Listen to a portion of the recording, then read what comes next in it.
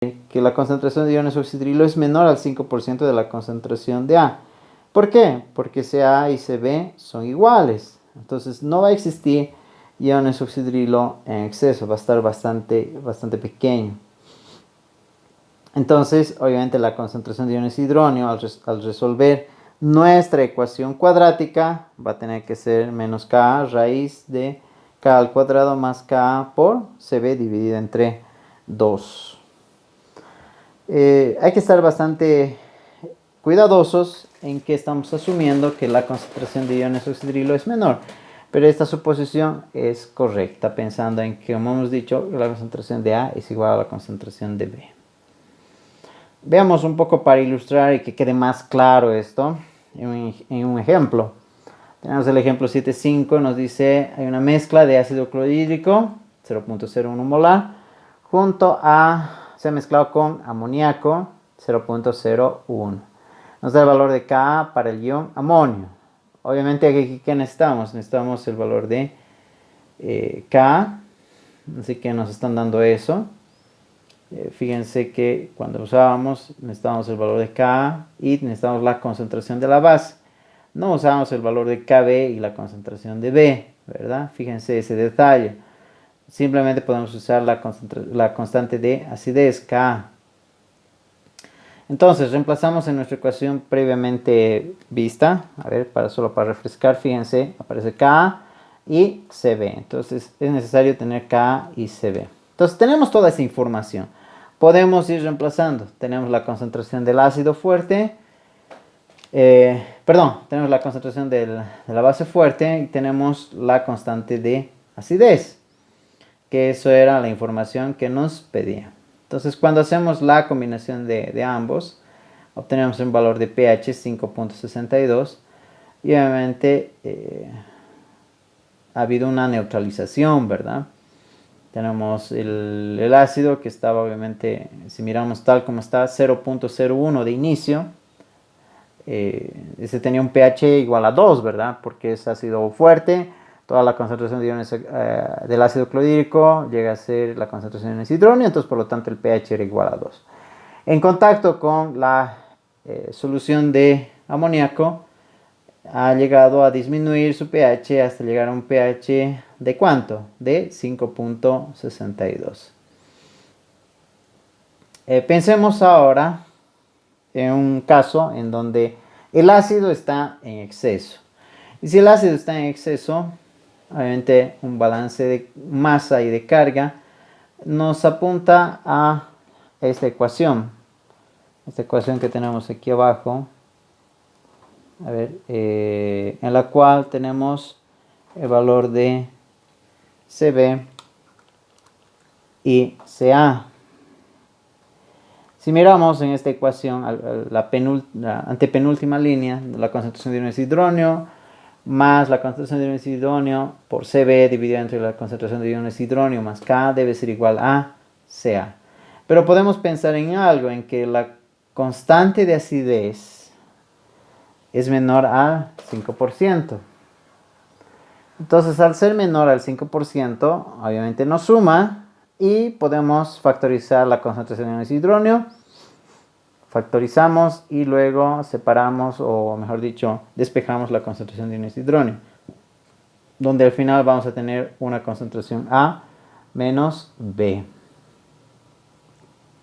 Entonces, fíjense que esta situación es cuando tenemos el ácido en exceso. Veamos un ejemplo. Al ejemplo anterior, ahora en este caso, el ácido está en exceso. ¿De cuánto? Dice de 0.02. Antes era 0.01. Entonces, reemplazamos nuestros valores, Ca menos Cb, y tenemos un valor de 0.01. Pero podemos verificar lo que hemos dicho previamente. ¿Qué hemos dicho previamente? Hemos dicho que la concentración de K sea menor al 5%. ¿Y se da ese caso? Sí, se da el caso. Entonces, fíjense que da un 5.75 por 10 a la menos 10 es menor que 5 por 10 a la menos 4. Y verificamos adicionalmente la otra condición, que debería ser que la concentración de iones oxidrilo, donde dice al final y hay una flechita, más ácido, dice la concentración de OH debe ser menor al 5% de la concentración de iones hidrógeno. Y lo verificamos.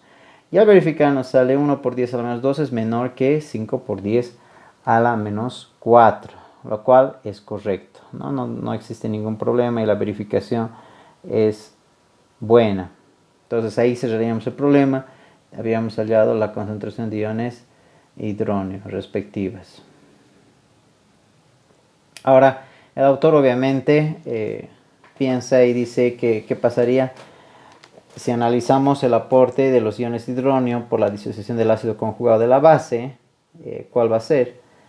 Y si hacemos un cálculo de aquello, esto no es necesario hacerlo porque ya habíamos acabado el ejercicio, pero el punto del autor es ilustrar que su aporte de los iones de hidrógeno correspondientes al ácido conjugado de la base débil es una contribución de 5.75 por 10 a la menos 10. O sea, es mínimo, no aporta nada a la concentración de iones de hidrógeno totales, ¿no?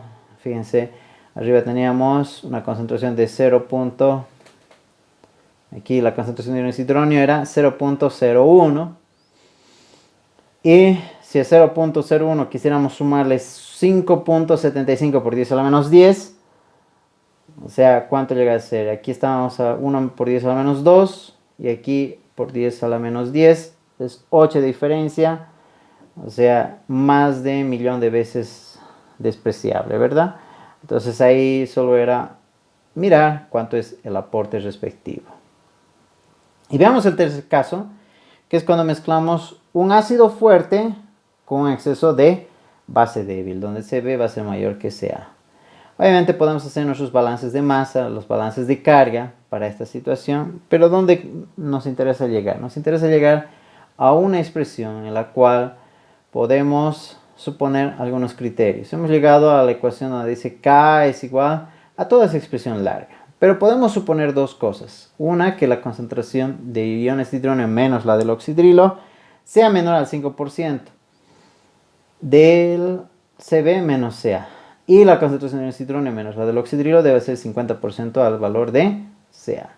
En ese punto, el valor de K va a ser obviamente, se puede simplificar nuestra expresión a donde el pH es igual a pK menos logaritmo de Ca sobre Cb menos Ca.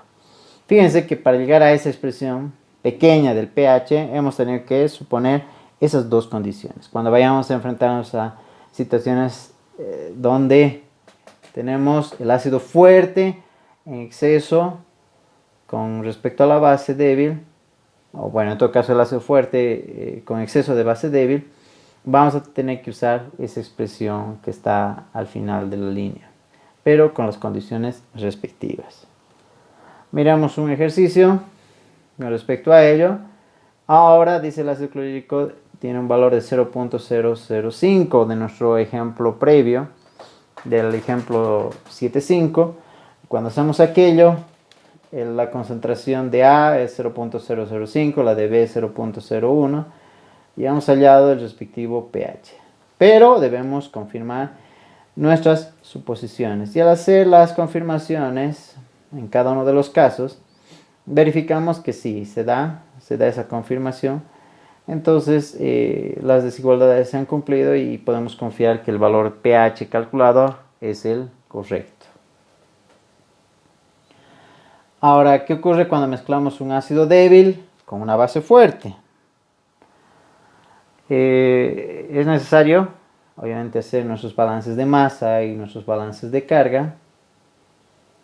Y cuando hacemos, fíjense que ahora tenemos el caso opuesto, ¿verdad? Hace un momento era el ácido fuerte con la base débil. Ahora tenemos el ácido débil con una base fuerte. Entonces van a ser las mismas deducciones que para la mezcla de los ácidos débiles. Haciendo el balance de masa, balance de carga, vamos a llegar a la misma ecuación que tenemos acá, ¿verdad? Entonces no habría por qué preocuparse en hacerlo. Les puedo lanzar el reto para que se pueda realizar la respectiva deducción. Pero a lo que quiero ingresar, y algo que es bastante delicado, es el caso en cuando tenemos mezclas de un ácido débil con una base débil. ¿Qué ocurre en el sistema? Obviamente vamos a tener un valor de K, vamos a tener un valor de KB. Y haciendo los balances de masa y carga, vamos a llegar a una ecuación, fíjense, ¿de qué tipo? Vamos a reemplazar, obviamente, nuestras ecuaciones de equilibrio. Vamos a reemplazar en el balance de carga. Y cuando reordenamos, todavía tenemos una expresión donde aparece la concentración de iones hidronio, pero también aparece la concentración de iones oxidrilo. Entonces necesitamos colocar ya sea todo en función de uno con respecto al otro. ¿Y qué conviene? Conviene colocar nuestra expresión de iones oxidrilo en función de iones hidronio. Y eso lo logramos gracias al valor de Kw, que decía que era igual a los iones hidronio por los iones oxidrilo. Y al reordenar, tenemos una ecuación de este estilo, donde, ¿qué observamos? Que es de orden cuarto y incluye todos los valores de K, Kb y las concentraciones respectivas. Pero tal como está, la podríamos utilizar. No olvidemos algunos criterios para resolver esta ecuación, y es que la concentración de iones hidronio obviamente no pueden ser negativas y no puede ser mayores a la concentración, en este caso, del ácido, ¿verdad? Entonces habrá que tener ese cuidado. Pero, como siempre, podemos reducir esta ecuación y pensar, por ejemplo, si la ecuación es ácida, entonces la contribución de Kb no va a ser importante y podemos mirar esa situación. Fíjense que al pensar, si creemos o consideramos que la solución es ácida, la ecuación se ha convertido de segundo orden.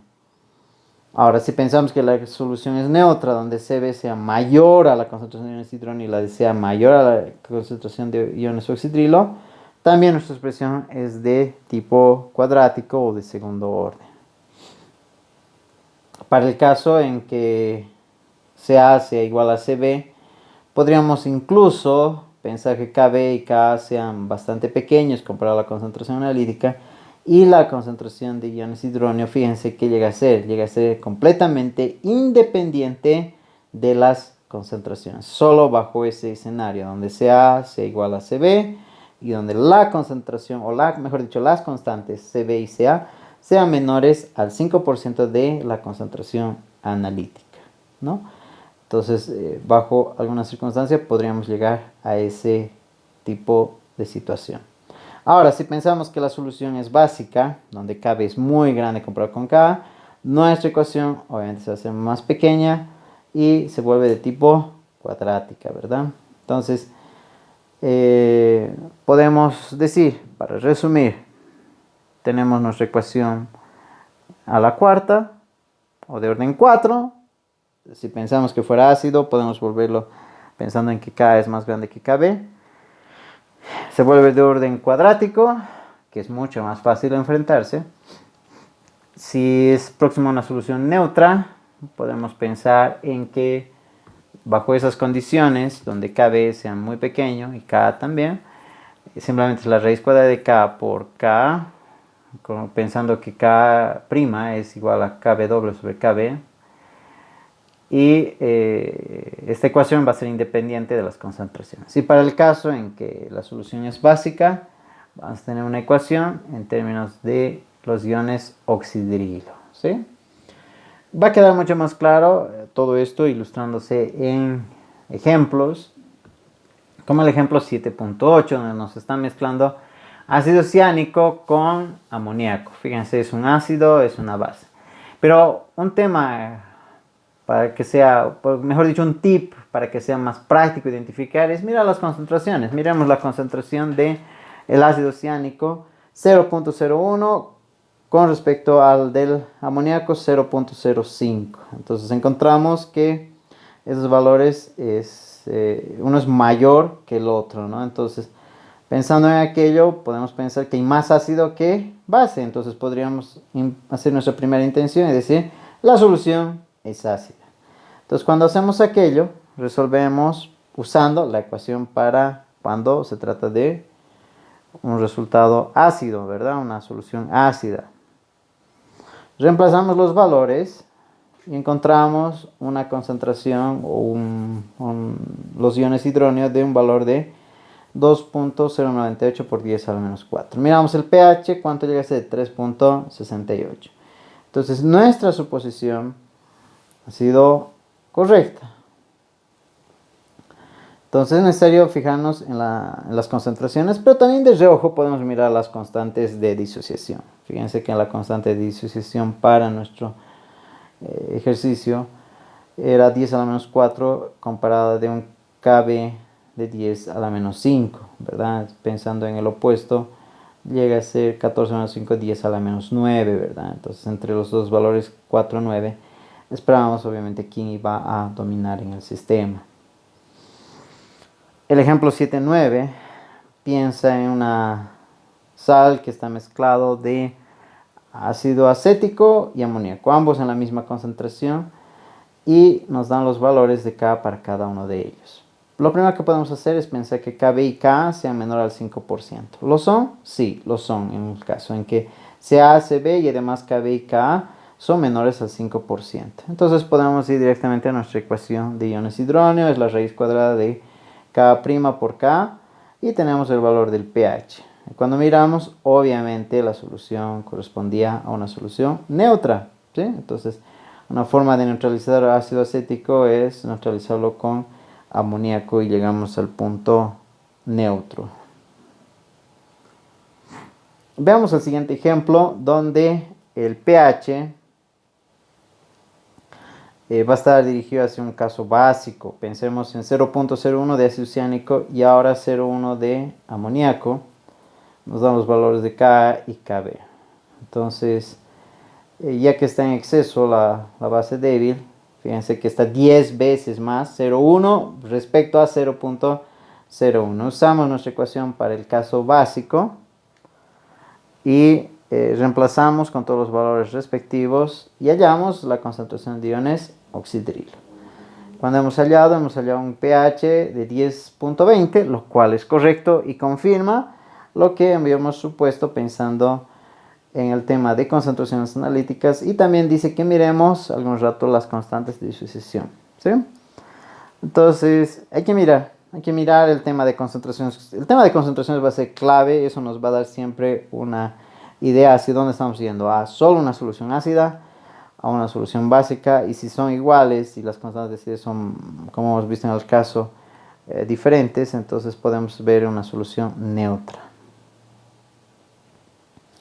Pensemos en el caso del acetato de amonio. El acetato de amonio, en el ejemplo 7.11, es una sal. Y esta sal, obviamente, como es acetato, va a generarnos iones acetato y iones amonio. Podemos usar los valores de pK o Ka para cada uno de ellos y hallar el valor del pH. Y fíjense que el valor de pH, este es un caso excepcional e interesante. ¿Por qué? Porque tener una solución de acetato de amonio nos genera un pH de 6.95. Aunque es bastante cercano a 7, pero no llega al valor mismo de 7, ¿verdad? Entonces, ¿qué queda de moraleja para nosotros? Si queremos tener una solución que nos ayude para calibrar un pHímetro, podemos ir al laboratorio, conseguirnos un poco de acetato de amonio y sabemos que esa solución debería tener un valor de 6.95. Ahora se nos da un siguiente ejercicio interesante, el ejemplo 7.12, en el cual el pH de la solución dice es 0.01 en concentración, que necesitamos saber el pH en todo caso, y nos dan los valores de pK 9.31 y 9.24. Entonces cuando hacemos lo mismo, parecería que simplemente podremos hacer el reemplazo y el valor clásico que hemos hecho hace un momento, reemplazar la ecuación. ¿Se acuerdan acá? Reemplazamos el valor K' y K y cerramos el ejercicio, pero este tiene una característica en especial y es los valores de pK respectivos. Son bastante cercanos, entonces obviamente es necesario aplicar otro criterio.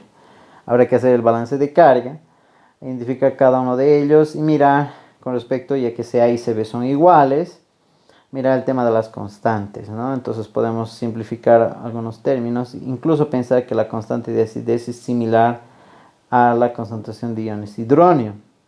Al hacer aquello, llegamos a esta expresión, que es lo que quiero que miremos. Llegamos a una expresión de tipo de cuadrática, y al reemplazar encontramos un valor de tipo de un pH de 9.31. Lo que habíamos pensado que el valor de K era muy pequeño con respecto a la concentración de iones hidronio, lo cual corresponde al tener un valor de pH básico, ¿no? Entonces, este es un caso excepcional.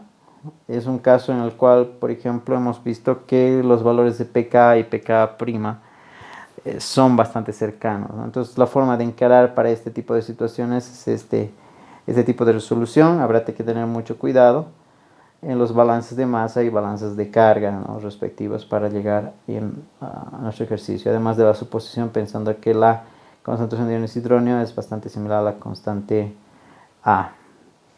Y por último, pensemos en un caso especial. En el caso, esto ya no va a ingresar al examen, solo es para un poco analizar este caso especial, y es el caso especial del carbonato de amonio. ¿Qué ocurre? Que el carbonato de amonio forma iones amonio y forma los iones carbonato, obviamente, como dice, carbonato de amonio. Entonces, esos a su vez van a entrar en equilibrios y vamos a tener las disociaciones, obviamente, del carbonato para formar bicarbonato, y a su vez para formar el ácido carbónico, y obviamente el amonio va a formar el amoníaco, ¿no? Entonces es un caso muy exquisito, pero interesante. ¿Por qué? Porque al final la forma de encarar la resolución es realizando los respectivos balances, cuidando los criterios de que no sea una solución muy débil, donde sí la concentración es considerable con respecto a los iones hidronio y los iones oxidrilo. Repito, esto no va a ingresar al examen, solo es para mostrar un caso excepcional, donde sí realmente tenemos que pensar en hacer todo el balance, y pensar además que en este balance habrá que considerar procesos de disociación del carbonato hacia bicarbonato y bicarbonato hacia el carbonato ácido, ¿no? Perdón, al ácido carbónico. Y del bicarbonato, obviamente, al carbonato, ¿no? Entonces, al realizar esto, fíjense que vamos a tener una solución de ¿qué tipo? El pH va a ser igual a pK menos logaritmo de la concentración de ácido respecto a la concentración de base. ¿Y eso qué es? Eso es prácticamente un ejemplo de una ecuación tampón, ¿no? Lo que ya hemos visto, una ecuación buffer. Una solución buffer en la cual simplemente nos interesa la concentración de A y de B, ¿verdad? Entonces, al resolver aquello, podemos encontrar una concentración de iones hidronio, y con eso se podrá calcular la fracción de iones carbonato y de carbonato ácido de sodio.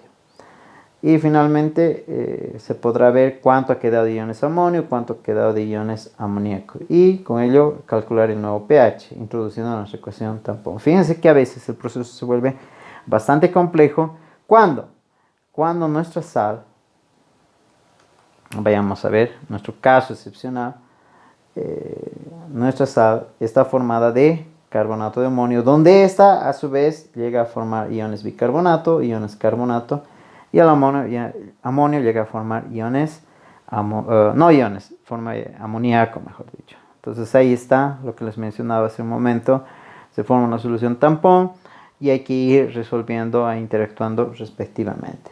Entonces, a veces sí, el proceso es complejo, pero son casos donde nos van desafiando a usar todo lo que hemos aprendido en estos capítulos 5, 6 y 7, ¿no? Entonces, quería dejarles solo como una aplicación de un caso realmente complejo, donde sí necesitamos de todo lo que hemos aprendido, ¿no?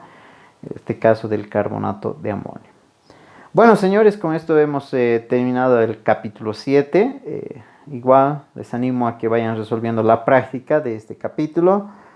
Y con ello ya sería que vayan contactándose o coordinando con el auxiliar para poder revisar algunos ejercicios también con él.